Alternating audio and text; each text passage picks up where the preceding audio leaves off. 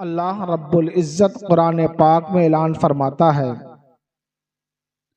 یا ایھا الناس قد جاءکم برہان من ربکم وانزلنا الیکم نورا مبینا۔ اے لوگو، بے شک تمہارے پاس آیا اللہ کی طرف سے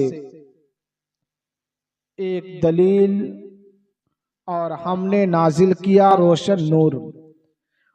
مفسرین کرام اس آیت کی تفسیر میں فرماتے ہیں کہ برہان سے مراد آقا کریم علیہ السلام کی ذات مبارکہ ہے، اور روشن نور سے مراد قرآن مبارکہ ہے۔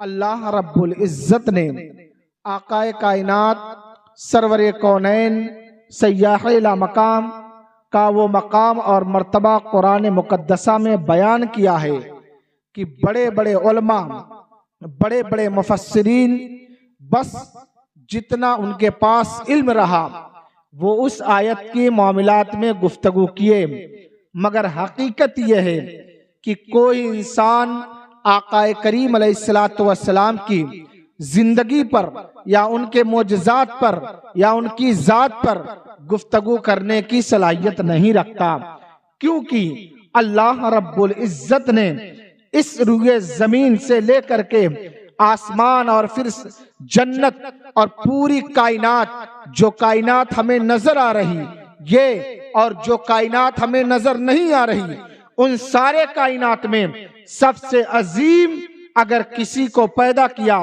تو وہ ذات ہے سرور کونین صلی اللہ تعالی علیہ وسلم کی، اور اس نبی کو اللہ رب العزت نے عظیم بنا کر کے ہمارے درمیان بھیجا تو اعلان بھی کر دیا، متعدد آیتوں میں ہے۔ کہیں اللہ نے فرمایا وَرَفَعْنَا لَكَ ذِكْرَكَ، اے محبوب ہم نے تمہارے لیے تمہارا ذکر بلند کر دیا۔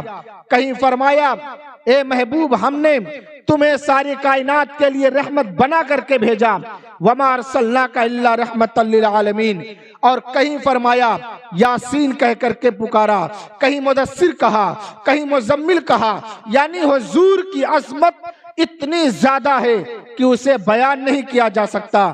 مگر آئیے، جو میں نے آیت کریمہ پڑھی ہے کہ اللہ کے رسول صلی اللہ تعالی علیہ وسلم کو دلیل بنا کر کے دنیا میں بھیجا گیا، برہان بنا کر کے بھیجا گیا۔ اب وہ برہان اور دلیل جو میرے آقا کی ذات مبارکہ ہے، ہر نبی کو ان کے دور میں برہان عطا کیا گیا، یعنی انہیں دلیل بنا کر کے بھیجا گیا، اور ان انبیاء نے اپنی امتوں کے سامنے دلیل کے طور پر اپنے معجزات کا اظہار کیا۔ یہ جو معجزے ہیں، یہ جو برہان ہیں، یہ جو دلیل ہیں، یہ پیغمبروں کو عطا کیے جاتے رہے، بلکہ آپ اگر تاریخ اسلام اٹھائیں تو آپ کو پتہ چلے گا حضرت موسیٰ علیہ السلام کو اللہ رب العزت نے ید بیضا عطا کیا تھا، یعنی روشن ہاتھ۔ آپ اپنے بغل میں اپنا ہاتھ ڈالتے اور نکالتے تو آپ کا ہاتھ روشن ہو جاتا، اور آپ کو اللہ رب العزت نے عصا عطا کیا تھا، وہ عصا جس کو حضرت موسیٰ علیہ السلام بشکل معجزہ استعمال کرتے تھے۔ جب سہارے کی ضرورت ہوتی تو عصا کی حیت میں رہتا، جب جادوگروں کے سامنے جادوگروں کی جادوگری کو اپنے سامنے پست کرنے کا مقصد رہا تو آپ نے عصا کو ڈال دیا، وہ عصا اژدہا بن کر کے جادوگروں کی جادوگری کو ختم کر دیا اور ان کے سانپوں کو ہضم کر لیا، اور اسی عصا سے آپ نے اونچے اونچے درختوں سے پتے کو جھاڑ لیا اپنی ضرورت کے لیے، اپنے جانور کی ضرورت کے لیے۔ بتانا یہ ہے آپ کو ید بیضا عطا کیا گیا، آپ کو عصائے موسیٰ جو کہا جاتا ہے عصا عطا کیا گیا۔ کیوں؟ حضرت موسیٰ کے دور میں جادو عروج پر تھا تو آپ کو وہ معجزات اللہ نے عطا کیا کہ آپ ان جادوگروں سے مقابلہ کر سکیں۔ ایسے ہی آپ دوسرے پیغمبر کے دور میں آ جائیں، حضرت عیسیٰ علیہ السلام کی ذات مبارکہ ہے۔ آپ کے دور میں علم طب میں لوگ اتنے ماہر تھے کہ خطرناک سے خطرناک امراض کے لوگ ڈاکٹروں کے پاس جا کر کے ٹھیک ہو جایا کرتے تھے۔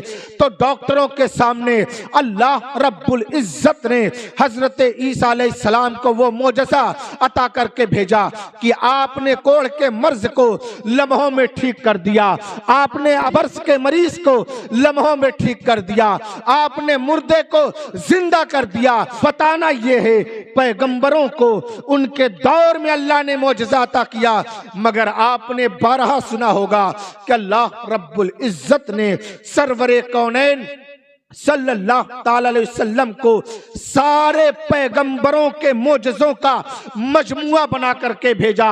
آقا علیہ السلام کے معجزات کو گن کر کے شمار کر کے آپ کو نہیں بتایا جا سکتا کہ 1000 معجزے تھے، 2000 معجزے تھے، گنا نہیں جا سکتا۔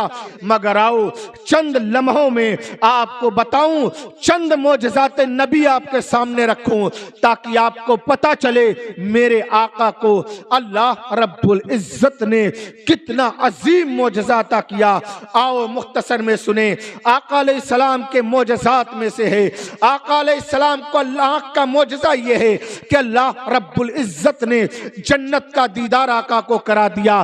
آپ نے پورے روئے زمین کا مشاہدہ کر لیا، آپ نے جہنم کو دیکھ لیا، بلکہ آپ نے خدا کو دیکھ لیا بقول چند صحابہ۔ میرے عزیز یہ میرے نبی کے آنکھ کا معجزہ ہے۔ آؤ میرے نبی کے بال کا معجزہ دیکھو۔ آقا علیہ السلام کا بال مبارک ہے اور اس بال مبارک کا یہ معجزہ ہے۔ حضرت خالد بن ولید اپنے جنگ کی ٹوپی میں رکھ لے تو ہر جنگ کو فتح کرتے نظر آئے، اور یہی بال مبارک جب ہرقل بادشاہ کے پگڑی کے اندر رکھ دیا گیا تو ہرقل بادشاہ کے سر کا درد ختم ہو گیا۔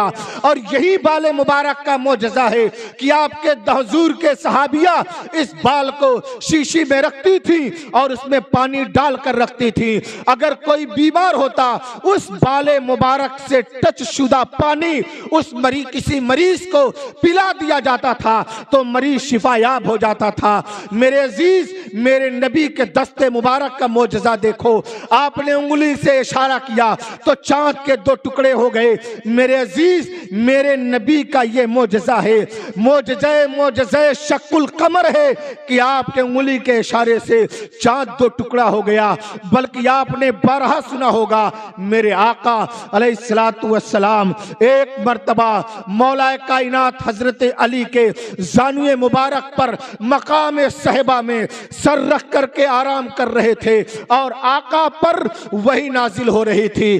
اس وقت آقا کرب کے اوپر وحی نازل ہونے کے لمحات کو مولا علی محسوس نہ کر سکے، اور علی نے سوچا نبی سو رہے مگر سورج ڈوب گیا۔ میرے آقا نے تو عصر کی نماز پڑھ لی تھی، مولا علی کی نماز قضا ہو گئی، اور میرے نبی جب بیدار ہوئے حضرت علی نے عرض کیا یا رسول اللہ میری نماز عصر قضا ہو گئی۔ آقا نے فرمایا گھبراؤ نہیں۔ حضرت اسماء بنت عمیس کہتی ہیں کہ میں خود دیکھی کہ سورج ڈوب چکا تھا، میرے آقا نے ڈوبے ہوئے سورج کو پلٹایا اور مولا علی نے نماز عصر ادا کی۔ پتہ چلا میرے آقا کے انگلی کے اشارے سے ڈوبا ہوا سورج پلٹ آیا، میرے آقا کے انگلی کے اشارے سے چاند کو چیر دیا گیا۔ میرے عزیز میرے آقا کے لعاب دہن کا معجزہ دیکھو۔ آپ کے لعاب دہن کا معاملہ تھا، حضرت صدیق اکبر غار کے اندر میرے آقا کے ساتھ ہیں۔ ہجرت کے وقت کے واقعات آپ اپنی نگاہ میں رکھیے۔ صدیق اکبر کے پاؤں میں خطرناک سانپ نے کاٹ لیا، مگر میرے نبی کے لعاب دہن کا معجزہ دیکھو۔ صدیق اکبر کے پاؤں میں میرے آقا نے اپنا لعاب دہن لگا دیا تو صدیق اکبر کے پاؤں سے زہر سانپ کے زہر کا اثر ختم ہو گیا اور آپ کو کوئی تکلیف نہ ہوئی۔ اور اسی طرح میرے آقا علیہ الصلوۃ والسلام نے حضرت جابر کے گھر غزوہ خندق کے وقت جب صحابہ بھوکے اور پیاسے تھے، خندق کھودتے سمے آپ صحابہ کے اوپر پیاس کی شدت اور بھوک کی شدت تھی، حضرت جابر آئے، عرض کیا یا رسول اللہ آپ کی ہمارے گھر دعوت ہے، اور چند صحابہ کو آپ لے کر کے چلے۔ حضرت جابر اس سے پہلے گھر گئے اور اپنی زوجہ سے کہا جو آٹا ہے اس کو بنا لو، اور یہ بکری کا بچہ جو ہے اس کو آپ نے ذبح کر دیا اور کھانا تیار ہو گیا۔ اب دیکھو میرے نبی کا معجزہ، میرے نبی نے جب جابر کی دعوت کو قبول کیا تو اپنے اصحاب سے کہا جن کی تعداد 1000 کے قریب تھی، فرمایا چلو جابر نے دعوت دیا ہے۔ حضرت جابر کے گھر میرے آقا پہنچتے اور آپ نے اپنا لعاب دہن ہانڈی کے اندر ڈال دیا، اور پھر آپ نے اپنا لعاب دہن نکالا اور آٹے کے اوپر لگا دیا۔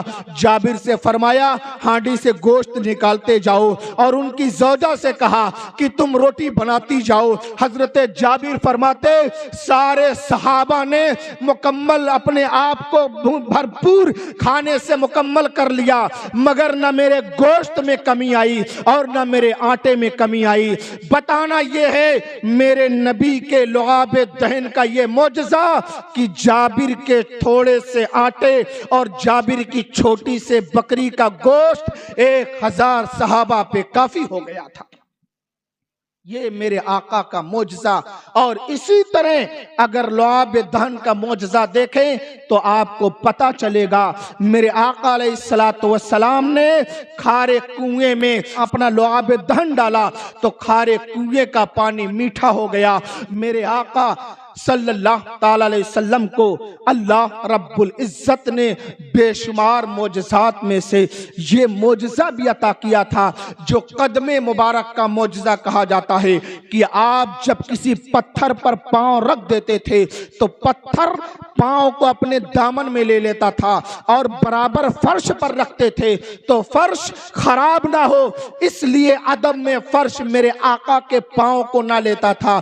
وجہ یہ تھی دنیا کو بتانا تھا پتھر نوکیلے ہوتے ہیں، اس سے نبی کو تکلیف ہو سکتی تو پتھر اپنے دامن میں نبی کا قدم لے لیتا تھا، اور فرش سے نبی کو تکلیف نہیں ہو سکتی اس لیے فرش اپنی حالت پہ رہا کرتا تھا۔ یہ قدم مبارک کا معجزہ، بلکہ بہت مشہور حدیث مبارکہ بھی ہے قدم مبارک کے معجزات کے باب میں کہ حضرت انس ابن مالک رضی اللہ تعالیٰ عنہ راوی ہیں، بخاری شریف کے اندر یہ حدیث موجود ہے۔ آقا علیہ الصلوۃ والسلام ایک بار احد پہاڑ کے اوپر تشریف لے گئے تو اس وقت احد پہاڑ زلزلہ شدہ ہو گیا، یعنی ہلنے لگا۔ نبی پاک علیہ الصلوۃ والسلام نے احد پہاڑ کو ٹھوکر لگا کر کے کہا احد ٹھہر جا، کیا تجھے پتا نہیں اس وقت تیرے اوپر ایک نبی اور ایک صدیق اور 2 شہید ہے۔ یہاں بتانا چاہتا نبی کے قدم مبارک کا معجزہ رہا کہ پہاڑ ٹھہر گیا، مگر یہاں یہ بھی بتا دیں نبی کے علم غیب دیکھو اور نبی کا اختیار بھی دیکھو کہ پہاڑ جو انسان کی بات کو سمجھنے کی صلاحیت نہیں رکھتا، جب میرے نبی نے کہا ایک نبی ایک صدیق اور 2 شہید ہیں تو حضرت پہاڑ ٹھہر گیا۔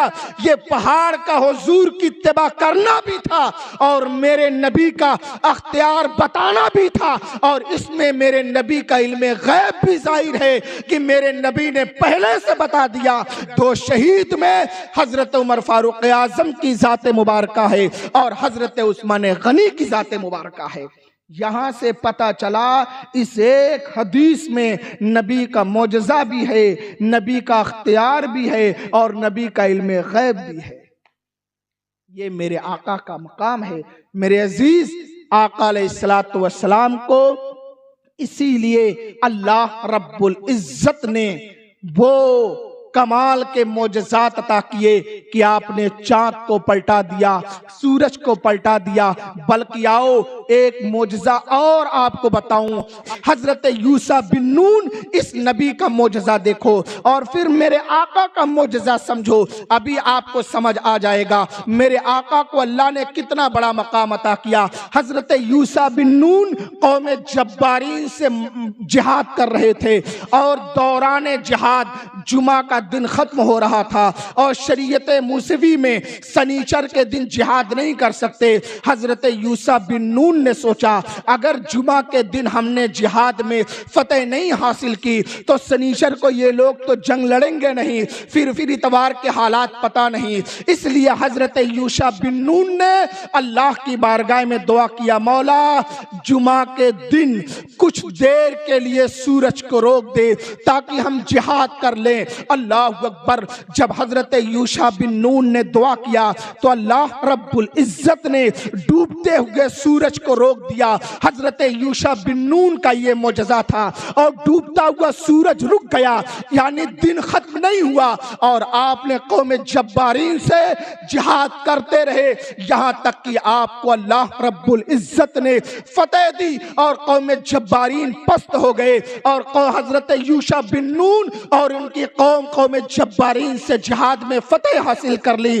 اس کے بعد جمعہ کے دن سورج ڈوبا، مگر دیکھو یہ حضرت یوشع بن نون کا معجزہ تھا کہ آپ نے دعا کیا تو اللہ نے سورج کو روک دیا۔ آؤ میرے نبی کا معجزہ دیکھو، جب میرے آقا معراج کی رات معراج کا سفر کر کے اب مکہ میں آتے اور اگلے دن اعلان کرتے کہ میں نے معراج کیا ہے، مسجد حرم سے لے کر کے مسجد اقصی تک کے سفر کا اعلان کیا کفار کے درمیان، تو کفار نے کہا اے محمد ابن عبداللہ، کیا اتنے رات کے مختصر وقت میں کوئی حرم سے اقصی جا سکتا؟ اگر آپ کہتے ہو کہ ہاں آپ نے حرم سے اقصی تک کا سفر کیا تو بتاؤ ہمارا جو تجارت کا قافلہ ملک شام گیا ہے، بتائیے وہ قافلہ کب آئے گا؟ میرے آقا نے فرمایا بدھ کے دن یہ قافلہ پہنچ جائے گا۔ اب یہ کفار عرب میرے نبی کے اس بات کو اپنے ذہن میں رکھے اور بدھ کے دن کا انتظار کرتے رہے اور آقا نے پہلے کہہ دیا یہ قافلہ بدھ کو پہنچ جائے گا، مگر قافلے کی سستی تھی کہ وہ بدھ کو پہنچنے کے قریب نہیں محسوس ہوئی۔ آقا علیہ السلام کی اس بات کو کفار عرب مذاق بناتے اس سے پہلے کہ آقا علیہ السلام نے دیکھا کہ سورج ڈوبنے والا ہے اور یہ قافلہ جو ملک شام سے تجارت کر کے پلٹا تھا ابھی پہنچا نہیں ہے، آقا علیہ السلام نے اللہ کی بارگاہ میں دعا کیا، مولا سورج کو تھوڑی دیر کے لیے روک دے تاکہ قافلہ مکہ میں داخل ہو جائے۔ علیہ السلام نے دعا کیا تو ڈوبنے والا سورج ٹھہر گیا اور یہاں تک کہ ملک شام سے تجارت کر کے آنے والا قافلہ بدھ کے دن ہی سورج ڈوبنے سے پہلے مکہ میں پہنچ گیا۔ بتانا یہ ہے کہ یوشع بن نون کے لیے ان کا معجزہ تھا سورج کو روک دینا، مگر میرے نبی کو بھی اللہ نے وہ معجزہ دیا کہ بدھ کے دن سورج کو روک دیا اور وہ قافلہ جب مکہ میں پہنچ گیا پھر اللہ رب العزت نے سورج کو ڈبا دیا۔ دیکھو نبی کے لیے اللہ رب العزت نے سورج کو ٹھہرا دیا ہے، یہ بھی میرے نبی کا عظیم معجزہ مانا جاتا ہے۔ مگر میں نے آپ کو بتایا تھا میرے آقا کے بے شمار معجزات میں سے سارے معجزات جو ہیں سب عظیم ہیں، مگر ان عظیم معجزوں میں سب سے عظیم معجزہ دو ہے، پہلا قرآن مقدسہ اور دوسرا معراج کا سفر جو اللہ رب العزت نے میرے نبی کو عطا فرمایا۔ لیکن ان معجزات پہ کچھ لوگوں کو اعتراض ہوتا، تو اگر یہاں ایک مثال دے کے اپنی بات ختم کر دوں کہ اگر کسی کو نبی کا معجزہ سمجھ میں نہیں آتا تو کیا معجزے کا انکار کر دیا جائے گا؟ معجزہ کہتے ہی اسے ہیں جو عقل کو ورطہ حیرت میں ڈال دے، یعنی ہماری عقل تعجب کے دامن کو پکڑ لے اور تعجب میں چلی جائے کہ ایسا کیسے ہو سکتا، اسی کو تو اگر نبی سے صادر ہو رہا تو معجزہ کہا جاتا، اور نبی کا معجزہ اللہ نے نبی کو جو عطا کیا اگر کسی کو سمجھ نہیں آتا تو وہ معجزے کا انکار نہیں کیا جا سکتا۔ اس کی ایک مثال دیکھو، چمگادڑ جو ہے وہ دن میں نہیں دیکھ سکتا، تو کیا چمگادڑ کے نہ دیکھنے سے سورج کا انکار کر دیا جائے گا؟ کیا چمگادڑ کہہ دے کہ سورج نہیں ہے تو آپ مان لیں گے؟ نہیں مانیں گے، کیونکہ چمگادڑ کے نہ دیکھنے سے سورج کا انکار نہیں ہوتا۔ اور ایسے اگر مخالفین، منافقین اور بیوقوفوں کو نہ سمجھ میں آنے سے کہ معجزہ سمجھ میں نہیں آتا، معجزے کا انکار نہیں ہو سکتا۔ ایمان بچائیں اور نبی سے عقیدت اور محبت رکھیں، اور حضور کے معجزات سے آپ سمجھ لیں کہ اللہ رب العزت نے اس روئے زمین پر سب سے عظیم ذات میرے آقا حضور سرور کونین کو پیدا فرمایا ہے۔ اللہ رب العزت ہمیں اپنے نبی سے محبت کرنے کی توفیق عطا فرمائے۔